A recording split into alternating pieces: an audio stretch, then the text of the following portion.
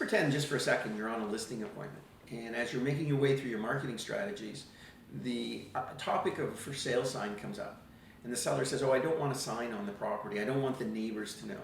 Now, I personally have found myself in that situation, and I would say to you, if that was a deal breaker, then I wouldn't put a sign on the front lawn. But on the other hand, what I would go on to say if I was sitting with a seller is I'd say, that's no problem. If you don't want a sign, we don't have to put a sign up. But before we make that decision, let's you and I just discuss what that might mean to you.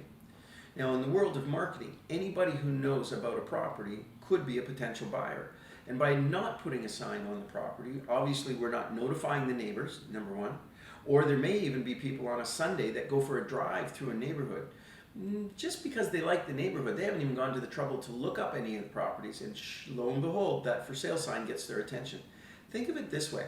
A for sale sign is like having a salesperson standing on the front lawn, waving at everybody as they go by, saying, hey, look over here, we're for sale. Now, today, when you add technology to that, what typically happens is a potential buyer pulls over their car, they Google the address, that takes them to your website where there's some great videography and great photography, which then through a capture form or some sort of lead gen system will convert to an actual text message that you get that someone's looking at your property and wants further information. And then speed to lead, you're over to the house and somebody's buying a house when they were only out having a look through the neighborhood. That's how you write real estate deals.